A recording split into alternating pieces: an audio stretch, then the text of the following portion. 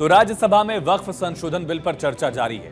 वक्फ bill को लेकर बुधवार को लोकसभा और गुरुवार को राज्यसभा में जबरदस्त रण दिख रहा है। वक्फ बिल का समर्थन जनता दल यूनाइटेड नीतीश कुमार की पार्टी जेडीयू ने किया और लोकसभा में वक्फ बिल पास भी हो गया। लोकसभा में जेडीयू के ही सांसद ललन सिंह, केंद्रीय मंत्री जो हैं, उन्होंने इसका खूब समर्थन किया। इसके पहले भी समर्थन किया था, संशोधन से पहले वाले दौर में भी जब चर्चा हुई। लेकिन इस बिल के लोकसभा में पास होने के बाद जेडीयू के अंदर खाने में सिर फुटवल शुरू हो गई है। जेडीयू के मुस्लिम नेताओं का विरोध अब खुलकर सामने आ रहा है। जेडीयू के राष्ट्रीय महासचिव, पूर्व राज्यसभा सांसद गुलाम रसूल बलियावी और जेडीयू के एमएलसी गुलाम गौस ने ऐसा स्टेटमेंट दिया जिसके बाद सियासत गर्मा गई। का सुझाव इदारे शरिया ने जेपीसी को भी दिया था। बिहार के वजीर आला मोहतरम जनाब नीतीश कुमार साहब को भी दिया था। चंद्रबाबू नायडू को भी भेजा था और जेपीसी के मेंबरान को भी भेजा था। रात लोकसभा में बिल पेश हुआ है, पास हो गया है। अब उसमें पूरे बिल की कॉपी नहीं आई है, सामने आ जाए, इसलिए जज्बात से अपने को थोड़ा संजीदा बनाइए और वाल पे लिखने से बेहतर है दिमाग से काम लीजिए। ये जो विधेयक है इसको वापस हो जाना चाहिए। ये देश हित में नहीं है। जिस तरीक़ा से माननीय प्रधानमंत्री ने किसान आंदोलन जब चला तो बहुत ज़बरदस्त आंदोलन चला, कितने लोग मर गए उस आंदोलन में, हाथाहाथ हो गए। उसके बाद माननीय प्रधानमंत्री जी ने इस किसान आंदोलन, किसान विधेयक को वापस लिया।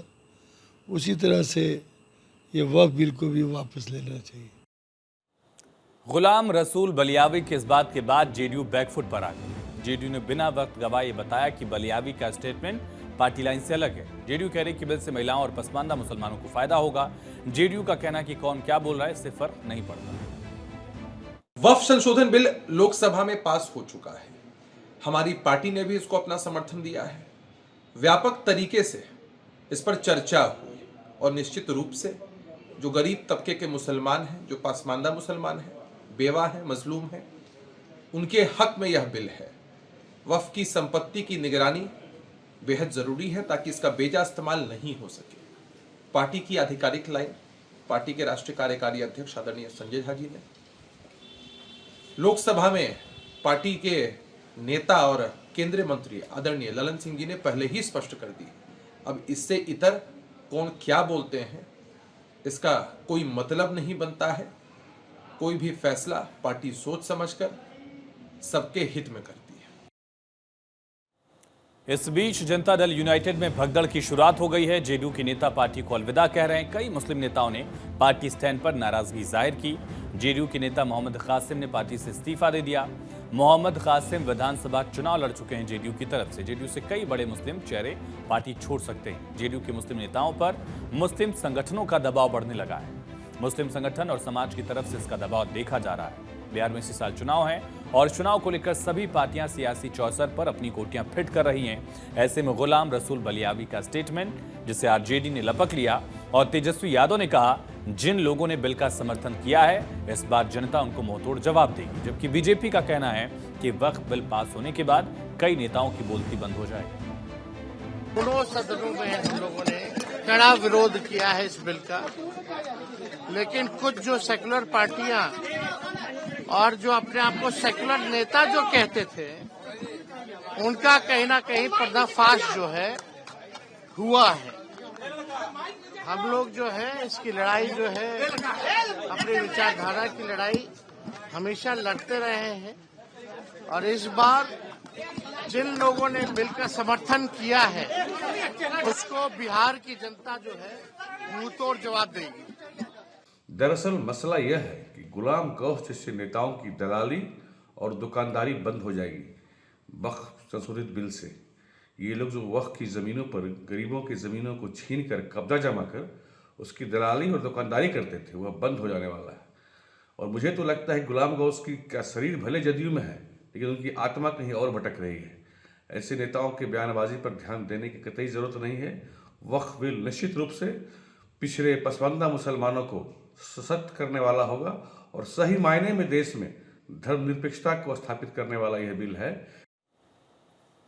तो बिहार में चुनाव से पहले खेला देखने को मिल सकता है, क्योंकि जो गुलाम गौस पार्टी लाइन के खिलाफ जाकर वक्फ बिल पर स्टेटमेंट दे रहे हैं, वो कुछ ही दिन पहले आरजेडी सुप्रीमो लालू प्रसाद यादव से मिलने पहुंच गए थे। यानी चुनाव से पहले इससे शुरुआत के तौर पर देखा जा रहा है। वैसे देखें तो बिहार में मुस्लिम वोटर्स काफी अहम है। उनका आंकड़ा अगर आप समझेंगे मुस्लिम वोटर्स का चुनाव में, तो आप समझ सकते हैं कि आखिर इस पर राजनीति क्यों हो रही। बिहार में करीब 17.7% मुस्लिम आबादी है और 243 विधानसभा में से 47 सीटों पर मुस्लिम वोटर निर्णायक है और इन सीटों पर मुस्लिम आबादी 20 से 40% या इससे भी ज्यादा है। 11 सीटों पर तो 40% से भी ज्यादा मुस्लिम वोटर हैं। 7 सीटें ऐसी हैं जहां 30% से ज्यादा मुस्लिम मतदाता हैं।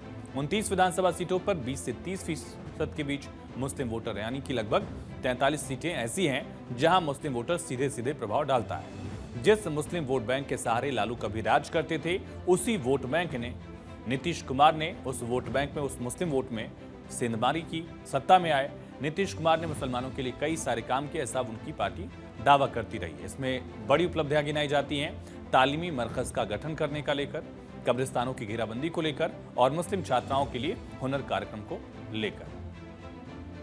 वक्फ बिल पास होने के बाद जेडीयू में दो सुर निकलकर अब सामने आने लगे हैं।